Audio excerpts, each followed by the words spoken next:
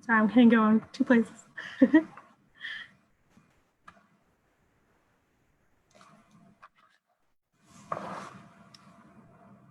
Hi, welcome everyone to Wilmington Memorial Library's virtual summer author series. You'll notice that we are in a webinar mode, so you will be muted, but there is a chat function on the bottom of your screen and a Q&A function where you can ask any questions that you might have for Adrienne. I will also be putting into the chat the link for Haley Booksellers. They have signed copies of Adrienne's memoir Wild Game available for sale there. So you can follow that, and I will put that in the chat now and at the end of the webinar as well. I am just so excited to introduce Adrienne Brodeur. She's the executive director of Aspen Woods, a literary arts nonprofit and program of Aspen Institute. She's also the co-founder, along with filmmaker Francis Ford Coppola, of the National Magazine Award-winning literary magazine Zoetrope All Story. And she's also the author of this wonderful memoir, Wild Game, My Mother, Her Lover, and Me. Wild Game's been on a number of best book lists from NPR, People, Slate, just to name a few. And we're so excited to have her here this evening. And I'll turn it over to Adrienne.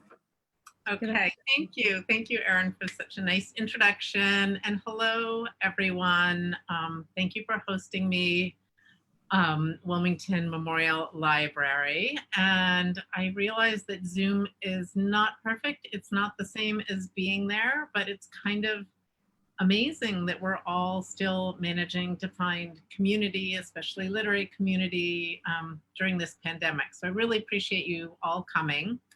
And Erin showed you the hardcover version of Wild Game, but it also just came out in paperback with a whole beachy new look.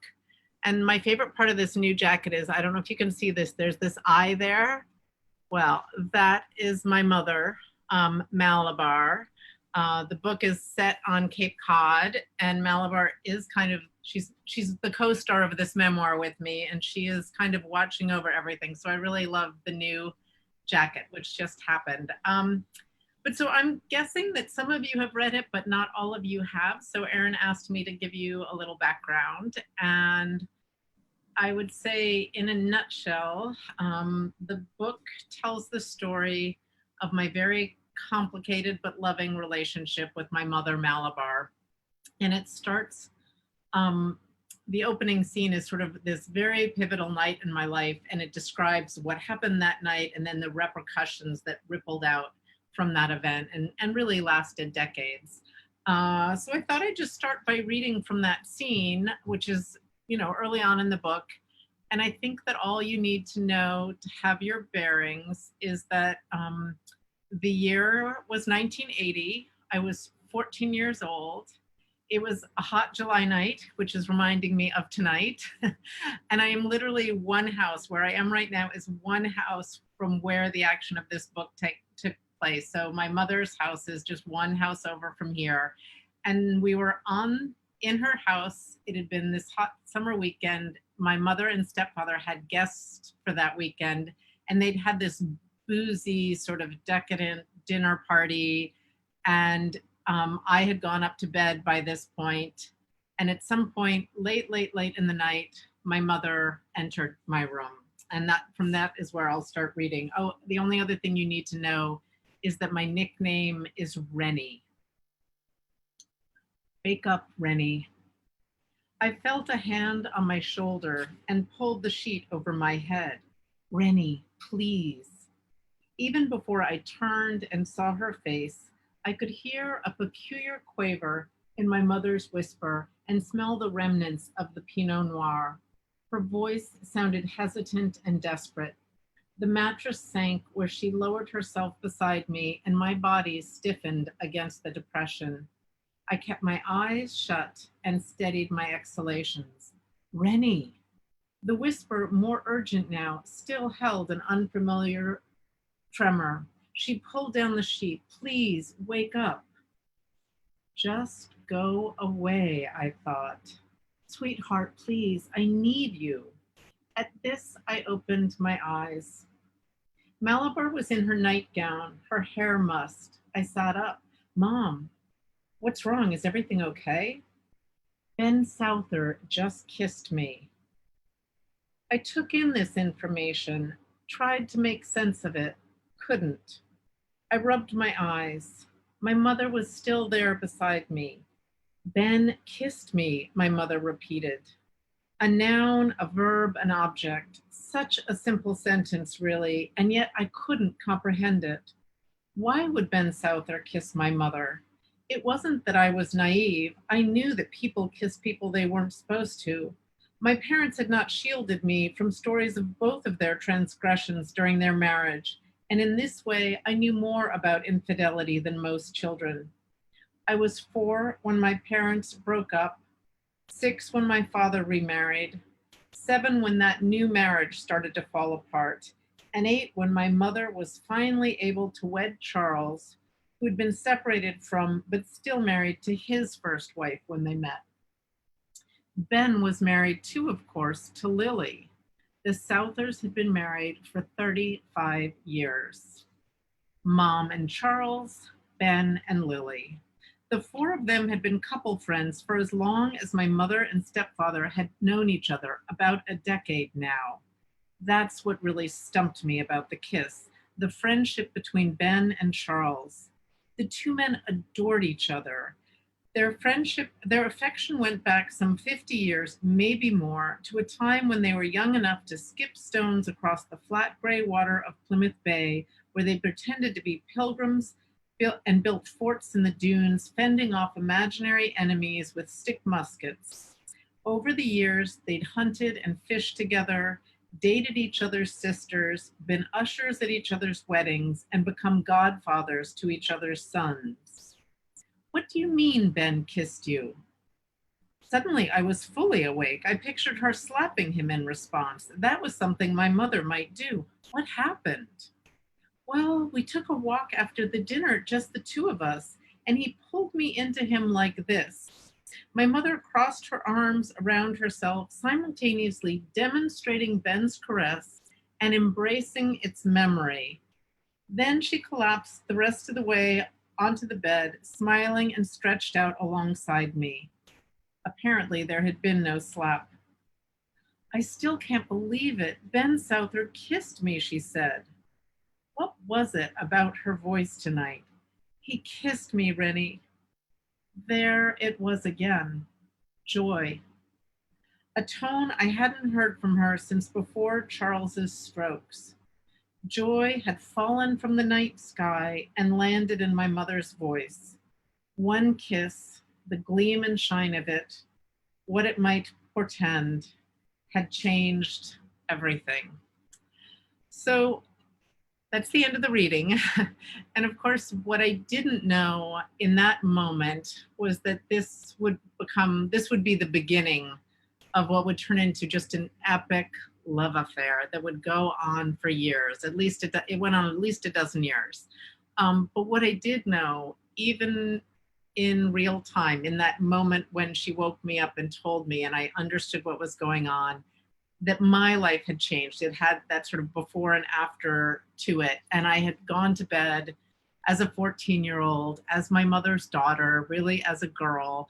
And I'd woken up as her confidant and in this very grown up, seductive grown up world, adult life. And I had become Malabar's best friend. And if you're anything like the audience that I actually can see when I've been at talks, there's usually this sort of collective, not quite gasp, but, I think the thought bubble is kind of what a horrible burden to put on a child. And, yes, in hindsight, yes.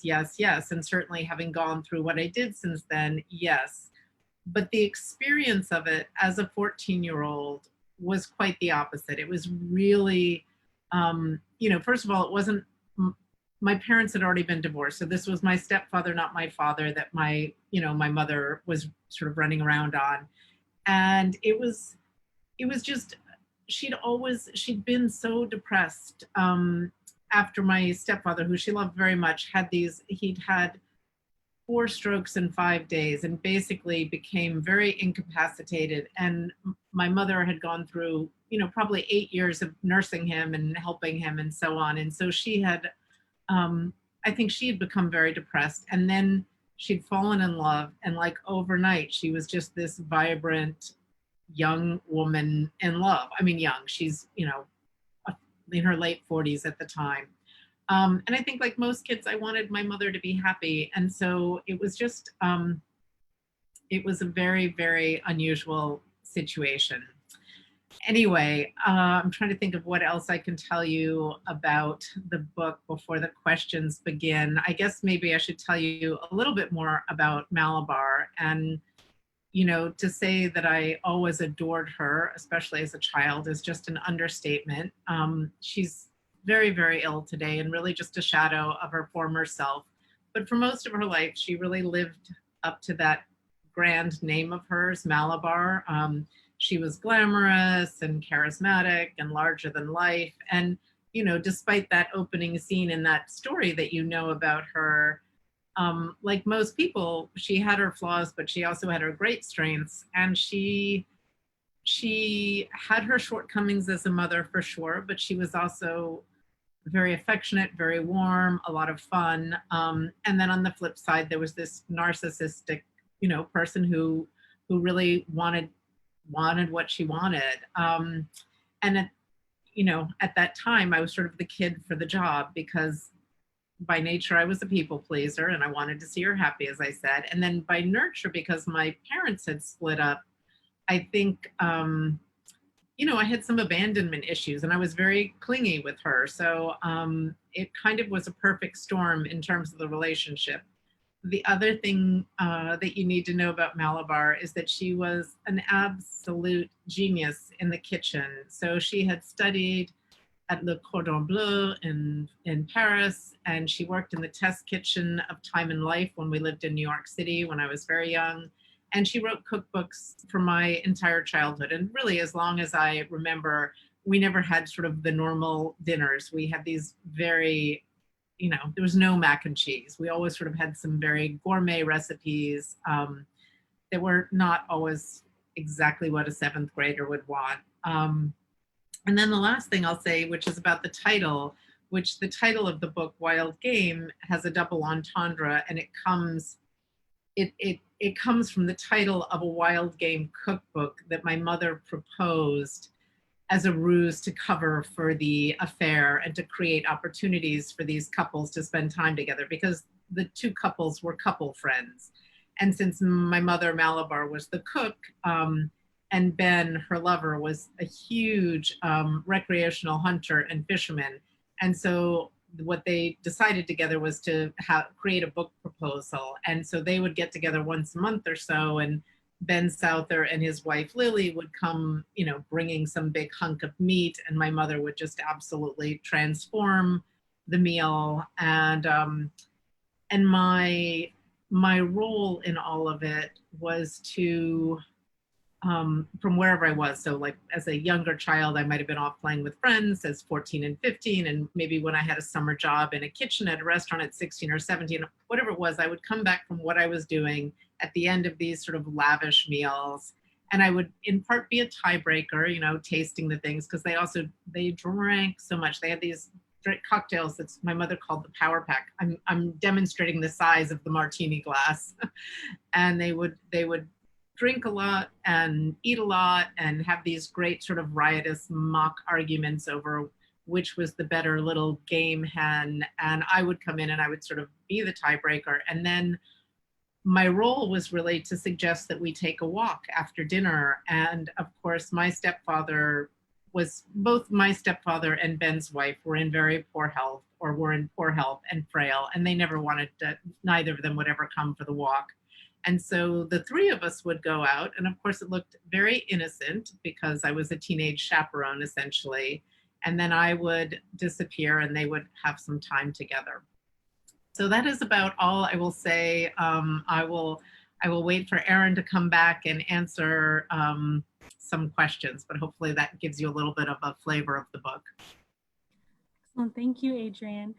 Yes, if anyone has some questions for Adrienne, please enter them in the chat or the Q&A. You should see them at the bottom of your screen there, and we'll keep a lookout for your questions. One question I had, Adrienne, was really kind of, when did you decide to write your story, and how long did it take you? Yeah, I have a joking answer, which is kind of 40 years to process and, a couple of years to write. But the truth is, I think I always wanted to write and write this story. Like I knew this was the story that, it was my seminal story. It was the story that I needed as a writer to learn, to figure out how to tackle. And it wasn't always easy to figure out. And so in my 20s, I kind of noodled around writing some fiction. Later, weirdly, I tried to handle it in humor.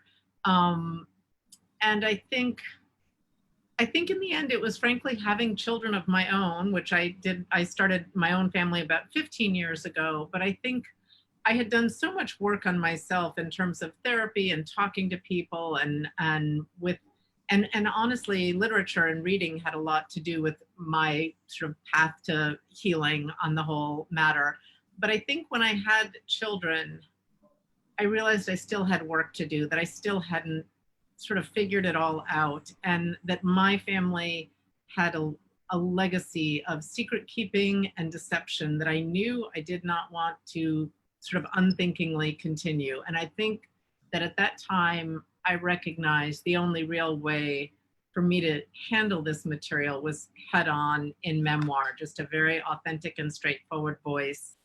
And then honestly, it just took a while because I had young children and I've always had a full-time job. So I think it just, I didn't really get started on it in earnest till about 5 years ago. We have a couple of questions about how your mother felt about the memoir. Okay. My mother was a writer herself, and she was married to my father at one point in time, who's also a writer. So my father wrote for the New Yorker magazine, was a staff writer there. And I think she really understood my need to write it. So when I finally figured out how I was going to do it, which, as I said, was about 5 years ago, I definitely told the people, both my stepfathers had already died and one of my stepmothers had already died, but I told the people in the intimate inner orbit of the book, which would be, my mother, my ex-husband, my brother, my father, that I had plans to write it. And, I can't say my mom was, go, go, go, excited, but she understood and she was supportive. She actually was a great chronicler of her own life, and she shared a lot of information. I have all of her old photo albums and scrapbooks and letters, and she was, very helpful to me. And it was so helpful because I think the most important thing, the thing I felt so strongly about, was I didn't want this to be a mommy dearest, she's bad, I'm good, all that. I wanted to really show the nuances. I very firmly believe that, despite what is obviously a colossal error in judgment, that my mother wasn't, she had her good point. She tried hard. I think she was a much better mother than her mother had been. I think, I don't know. I don't know if that's, it's, she knew I was writing it and she was okay with it. I see another question about how she's reacted to the book. And what I need to say there is, starting around 2 years ago, she really started to suffer from dementia. And so while we talk about the book, she knows who I am and she knows all her distant past. It's one of those situations that each time I come back into a room, I have to sort of remind her of whatever we were talking about before. So I don't think she really knows it now. I did read lots of it to her when I was writing it. Thank you. We also have some questions about how your family at large reacted to the book. Okay. So, I mean, overall, I don't know if anyone has private, terrible thoughts that they haven't told me. Overall, people have been very supportive of it. the people I was most worried about, I mean, what I'll say is in the writing, I tried to hew very closely just to the relationship with my mother, which is not to say, I mean, I knew that the other people who were in my world would be in the orbit of the book, you know, would just fall into it. But I wasn't, my focus wasn't on them. And my big goal was, you know, not to settle any scores, not to, you know, grind any axes. It was really to focus on this relationship with my mother, focus on each of our points of responsibility. And the people I was most worried about was less the inner circle, all of whom knew I was doing it, but more the sort of wider circle. So both of my stepfathers had children who are my step siblings, and some of them have children, so they are their grandchildren and so on. And that's actually one of the reasons why I changed many of the names in the book. And obviously, it's not to, you know, anyone who wants to can Google and figure out who all these people are, needless to say. But you know, I think it's easier to read something and not necessarily see your father or your grandfather's name, but to see something else. It just gives you a layering of distance. Excellent. We have not a question, but a nice comment in the chat. You view your mom as a survivor, and I, as a reader, viewed you as the survivor, becoming and finding yourself in this incredible journey. I found the whole story a great connection to others that have complicated relationships with their mothers. Just a comment, and just wanted to say thanks for sharing your story.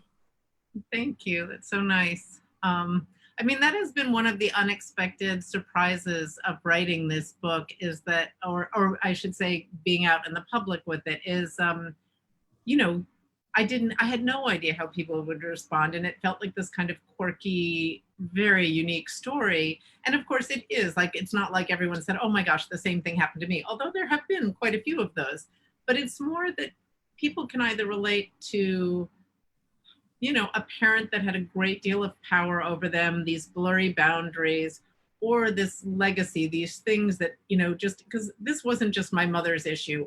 Her, in the generation above her, you know, her father had a whole secret family, you know, it was something that was going on. And the only other thing I'll just add to that is that just to make sure people understand, this is not a tell-all. Like, this secret came out 30 years ago. This is, you know, this isn't everyone's shocked to know this about Malabar and Ben. No one's shocked about that. I think what is shocking was my involvement, and people didn't understand the level to which I had been sort of a co-conspirator as a young person, and I was the person who knew about the affair the whole time. We have another question in the chat.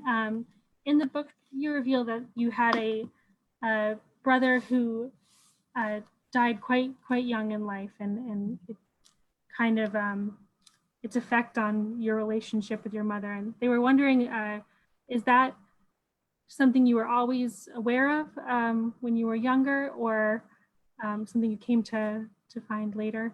You know, I was aware of my brother's death as a child. I mean, when my parents did tell me about it, but it wasn't one of those things.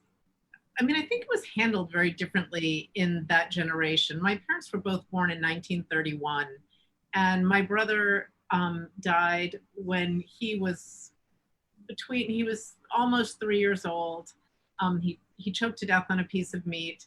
And it was very unexpected, very traumatic. My mother was pregnant with my brother at the time, and then I came along soon after, and I was born on the same day as my brother who had died.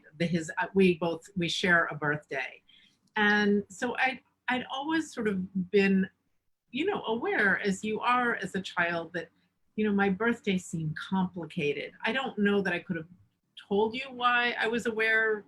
It just felt funny to me. So when I did, and there were photos of him, and there were things in my room, like this little pair of lederhosen and stuff like that. So I was aware on some level. And then when I finally heard the story of it, it all made sense. But I do think my parents didn't quite understand what an impact his life and death, you know, would have on my brother and me. I mean, I can't really speak to the effect on my brother, although I know it's had an effect on him. I mean, I really can think much more about myself in that regard, but you can't not be curious about a brother or a sibling you had that you didn't know, and that you only ever knew your parents as survivors of this incredible trauma.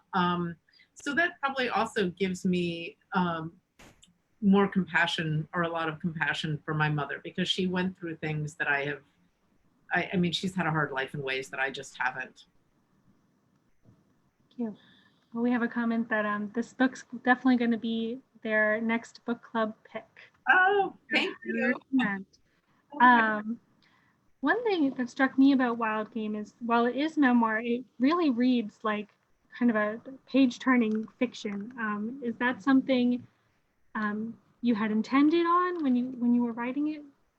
I don't think I set out thinking how to make this like a novel, but I do feel like I really understood that I saw the book in scenes, because I think I see my life in scenes. So I always knew, for instance, that first scene was going to be my mother's kiss and her waking me up. Like, it never occurred to me that there would be another.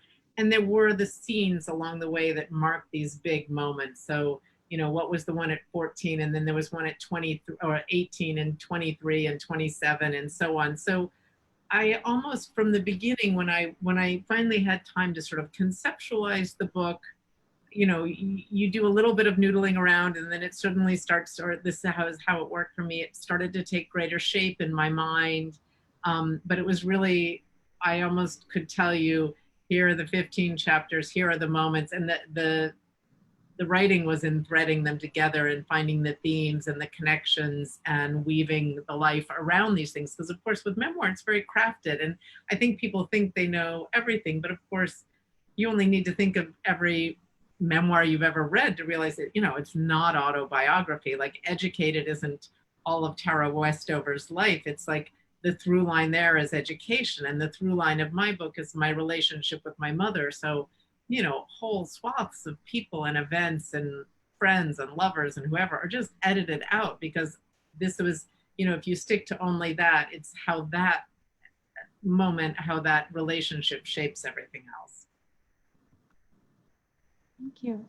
We have a question. Loved all the culinary references in your book. Do you share any of the passion your mother had for cooking? Oh, I love to eat. Like, I do not, I admire the people who can take it or leave it. I can't even begin to understand it or relate to it. So I definitely love cooking. I love eating. I am a good cook, any of you could come over and you'd be reasonably impressed and so on, but I'm not half of Malabar. I mean, she was one of those people who, you've probably known some of them, maybe some of you are that person, but she could be at a restaurant and like dip her pinky into a sauce, taste it, be able to immediately tell you the 27 things that went into it somehow. But more than that, then she could replicate it the next night, down to whether it was a foamy sauce or a thick and gooey sauce. Like, she just knew her stuff. She understood the chemistry of food. Thank you. One thing I wondered of, if I'm not mistaken, your daughter is a teenager now too, quite close in age to where you were at the start of this book. How has being a mother yourself to a teenage daughter changed your view of your story and your view of your relationship with your mother? It's a great question, because it has had a profound effect. Because of course, when I think back to who I was at 14, I sort of, we all think of ourselves as very competent. If you recall, as a teenager, you knew more than anyone in the world, and I was no different. And every year older I get, I realize how much less I know. But when my book came out, my daughter had just turned 14. So she's about to turn 15 now. And I will say that she is lovely and smart and graceful and so mature. But guess what? She's a child. And actually being, like, confronted that much with that was the age. Like this book was being published and that was my age at the time, made me really understand in a much fuller way how shocking a boundary it was to cross, because she is a girl and she, I'm so happy that she has this vibrant, teenage life. And mine really did get diverted. I mean, I was just, in that moment where you should be rebelling a bit from your mother and just, discovering your own sexuality, certainly not hers, not necessarily at 14, but, in the next years. And everything, all my energy was focused on my mom for those years. Has your daughter read the book, or do you think that she would want to? Well, last summer, when I had it still in galleys, this version, I came up one day and I saw her kind of like nose on the sofa, and I thought, oh, that's interesting. Like, we'll see what happens. And I should say that I have given my children the bare bones of the story. I'm not trying to hide it from them, but I also, like, my daughter in particular has a beautiful relationship with my mother, her grandmother. And obviously it's changed since my mom has become so sick, but I have no interest in changing that or affecting it negatively. But here's what happened. She put the book down and basically didn't pick it up again. And that could be for a variety of reasons, but I have chosen to think, which might be just being a, making it true for me.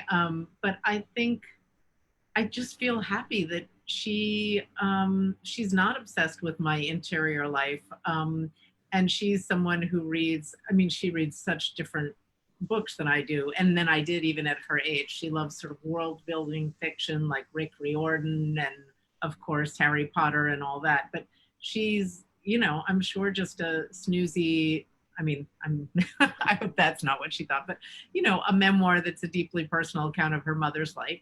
I'm sure she'll read it someday, but I'm in no rush. One question I know several of my book club attendees, the Novel Ideas Book Club, were curious about is in the book, there's a necklace that's really of some importance to your mother and to you. And they were wondering where that necklace is now and if anyone's worn it since the book. That's such an interesting question. It's also such a surprise, but like every book club, I would never have guessed that the necklace, which really, it's not a cameo, it plays a role, but it's sort of like a minor thematic role, because there were obviously many material things that my mom had really had blurry boundaries between love and money. She'd been an only child. So how I can explain the necklace quickly is that in her very fraught childhood, and I don't know how many of you are the children of divorced parents as I am, but one thing as the child of a divorced parents is, for better or for worse, you seem to want them to get back together, even though you know that that's not what you really want. So my mother, her parents got divorced when she was about 3 or 4, and then the dream happened.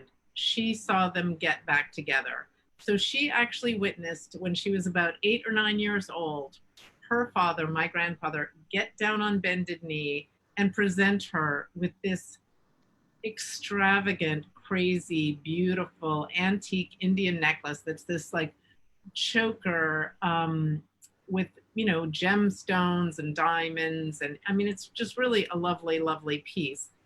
But what happened with it, of course, then the marriage didn't work out. My grandfather had this other family. My grandmother was devastated.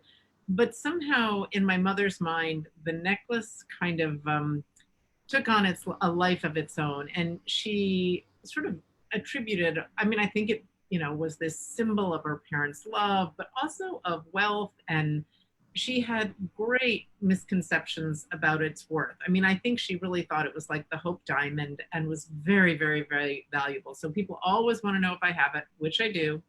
They always want to know how valuable it is. And I actually haven't gotten it officially appraised, but I did send a photo of it to the antiquities person at Christie's. And he was like, it's a lovely, lovely necklace and it's worth something, but no, it's not.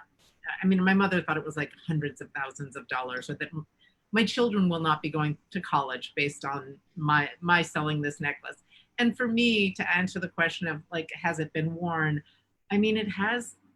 You'll see when you read the book, it's a really complicated symbol in my own life because my mother had a very hard time giving it to me. She would offer and take it back and offer and so I have never worn the necklace. I don't think I ever will. I don't particularly want to like pass it along to my children. I've really tried to figure out what to do with it. I actually wrote a piece for the Boston Globe that I think came out last week or maybe the week before, but about the necklace. And I've had new thoughts that, you know, maybe someday I'll break it up because each of these gems are sort of in these individual settings and maybe make 16 rings for my friends and family and women who've helped me. Excellent. We'll have to look out for that piece in the Globe. Another question in the chat is about the movie. I know Wild Game, the film rights have been purchased by the team behind The Edge of 17. And how has that process been as the author? Yeah, I'll say that I did not, because I sold the book on probably 100 pages of writing and a proposal which detailed where it was going. And then there was film interest almost immediately. And I remember thinking, no, you know, I need to write this book. I need to sort of figure all this out. So I have always had anxious feelings about a film because like in my book about people I love, I know every single word that's in there and I know what I meant and all those things. And the idea, I mean, by and large, you know, you don't have much control of as the author and you know, it can be written a million different ways. In any case, so it was purchased, it was optioned by the Chernin production company, and the writer-director that was associated with it initially is the woman who wrote and directed The Edge of 17.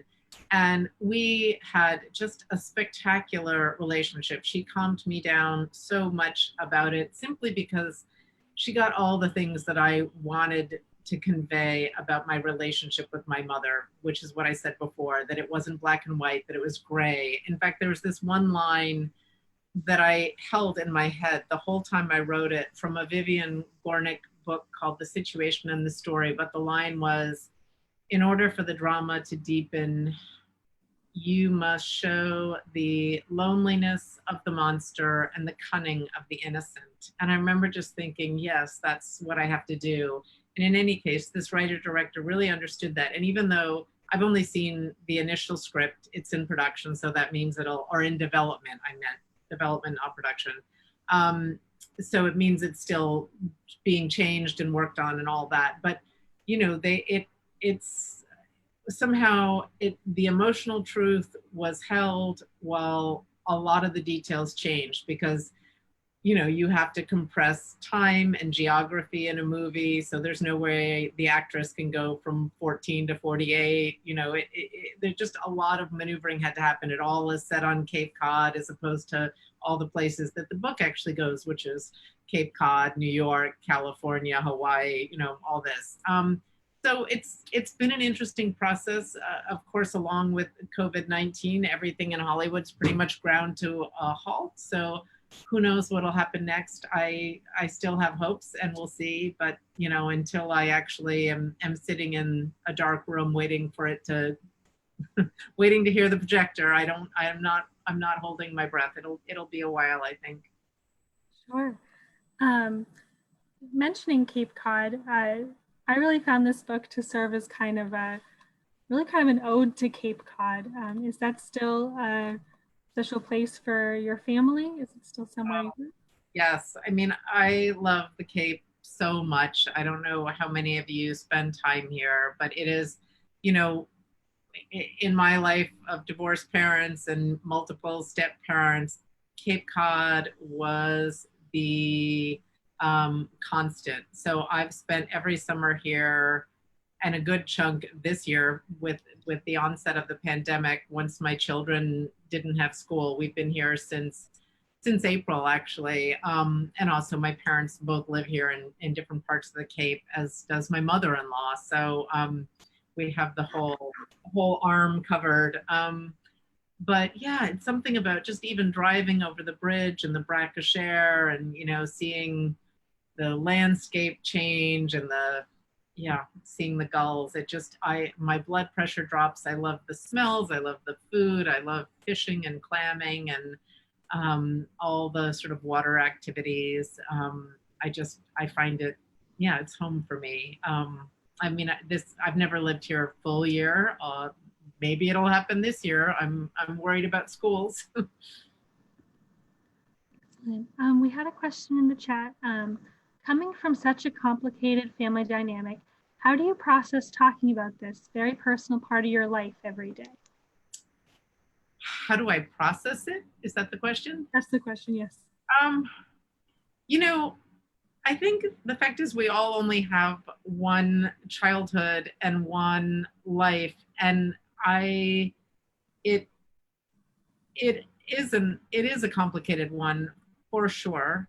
I think part of what it makes it easier for me to talk about is somehow I've landed in such a stable sort of, I'm still shocked about this myself, people, but I'm very happily married. I'm in a stable relationship, which I've been in for about 20 years. I have 2 healthy, wonderful children.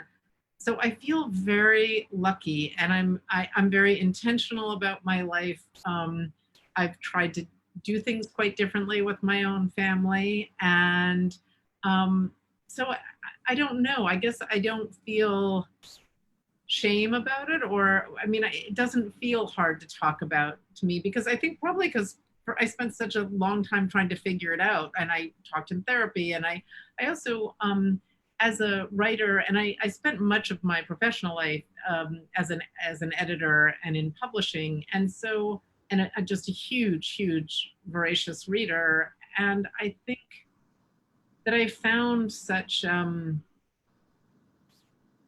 books to be so helpful to me personally, and in that way that they are just empathy and meaning-making machines. Like, you can't actually read a beautiful novel and not leave yourself behind and enter the lives of some characters. So, who am I? Like, I'm middle-aged woman on Cape Cod, but I can be in, whatever, 17th century France or the Deep South or war-torn somewhere. And I just think, I don't know, I think it's so helpful. I think our stories help us share our humanity. And so I am interested in doing that. To sort of fully answer your question, though, it was hard at first. It's like one thing to write it all down. It's another thing to sort of be in an audience somewhere and have someone ask you just sort of your innermost feelings about something. But, I'd say most people who've written memoirs, there's stuff that I don't answer or don't want to go. We all have our protective soft spots, and, I will share what I feel comfortable sharing, but I don't share absolutely everything. Thank you. One part of the book that I found really touching is how you really kind of start reading to understand yourself and your situation. So yeah. Well, one of my stepmother, my second stepmother, had an independent bookstore in California, and she was really the person, I had read as a young person, but read the way a lot of young people read, not, I wasn't one of the people with the flashlight under the blanket. And she just started putting books in my hands from the very first day I met her. She just was like, take this, try this, just tell me what you think of that. And she really changed my life. Because it, once that ignites in you, I'm sure this from everyone who populates your world, but the people, as soon as you're done, you're like, okay, what am I going to read next? I need to find the next thing that's going to be great. Speaking of what are you going to read next, do you have any, I think of your book as just a wonderful summer read, any time of year read, but particularly in the summer. Are there any great beach summer reads you've been reading lately? have been reading. I don't know about the rest of you. I had some trouble reading in the beginning of the pandemic. I mean, I just found like I read and I just had such a difficult time concentrating. And the book that I had started with, and I love Lily King, so I started Writers and Lovers, and I couldn't do it, and I couldn't do it. And then finally, like 6 weeks in, I picked it up again, and bam, I read that. So I love that book. I just finished Courtney Sullivan's new book, Friends and Strangers, which was also wonderful. If you haven't read The Vanishing Half, that's fantastic. I mean, none of these books are sort of light or frothy summer reading, but they're all really gripping narratively, which is what I define. I mean, my taste doesn't really drastically change in the summer, but I do feel like War and Peace, not the summer. You know, something that just sort of, you know, takes me away and holds my interest is what I want in a summer book. Excellent. One of the questions in the chat is about your relationship with your brother. I know that in the book, you describe how kind of your being your mother's confidant kind of changes your relationship really between kind of a triangle, you know, your brother, your mother, and you, to kind of more of a secret keeping relationship. And I think people are curious about your relationship with your brother and maybe how he has viewed these events. Right. Well, I love my brother very much. I mean, we have a tough relationship for sure. And I think, you know, again, kind of in memoir land, like I told one story about one secret. Of course, when you grow up in a family like mine, there are many and many complicating factors. So I think what's fair to say is that we weren't encouraged to kind of be close as kids. I think in some ways, you know, we competed with each other to be close to my mother or to get my father's attention or whatever it was, that we were always a little bit more in competition than we were sort of a team. And then I think that was complicated by the fact that since there were these secrets in our family, that we didn't really trust each other fully. And, you know, for better or for worse, you know, we have an okay relationship, but it's not, you know, neither of us are on speed dial for big news or something like that. We have sort of a respectful and distant, but, you know, fine relationship. And then what I would say that's really gives me a hope, or, well, first of all, that both of us somehow have really married incredibly emotionally intelligent people, and we're both in really good relationships. But our children, in this effort not to continue these patterns, our children are great friends. And I think that gives both of us a lot of happiness. Like just today, my son, while I was working, spent the day on the beach with them. And yeah, that's sort of every day. Our kids are in pods with the two families. We just live a quarter of a mile from each other when we're here in the summers. Thank you. If anyone has any other questions, to enter in the Q&A. And Adrienne, I know that you must be quite busy as the executive director of Aspen Words and Zoetrope All Story. Is there anything kind of brewing that we should be on the lookout for? In terms of those, well, so I can't really speak to Zoetrope All Story anymore. I get it like the rest of us as sort of a subscriber, but I still love that magazine, and I love that it's still around, and will always be sort of one of my favorite jobs ever.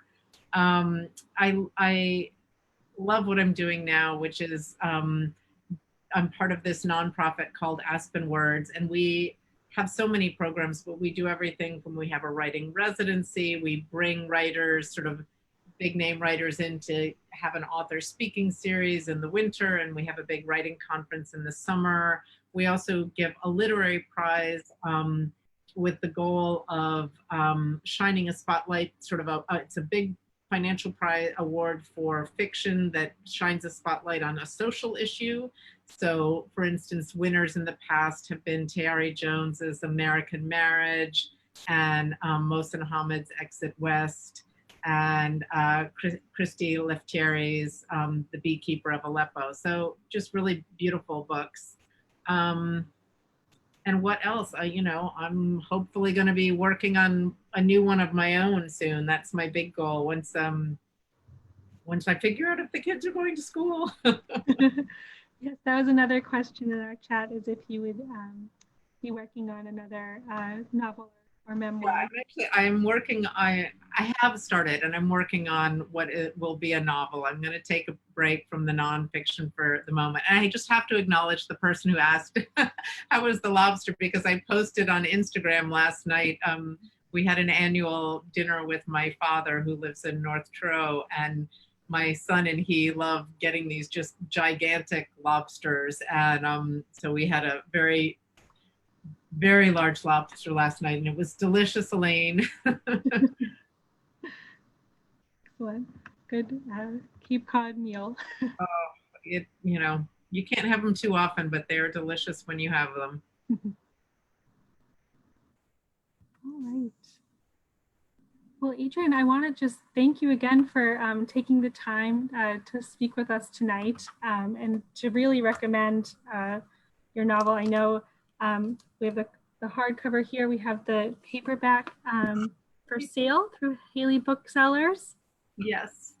Excellent. And I will just ask if any of you have read it, or when you do, since we can't go out into the world as authors and do the book touring business, if you would rate it, if you like it, only if you like it, if you would rate it or review it on Amazon or Goodreads. It really makes a difference because those crazy algorithms apparently let it be shown. So thank you if you'll do that. Absolutely. I personally will definitely be doing that. And here, let me just enter the link to Haley Booksellers again in the chat. And we also have this on the events page if anyone is looking for the link later. All right. Okay. Well, thank you. Thanks so much, Adrienne. Lovely being here. Bye, everyone. Bye.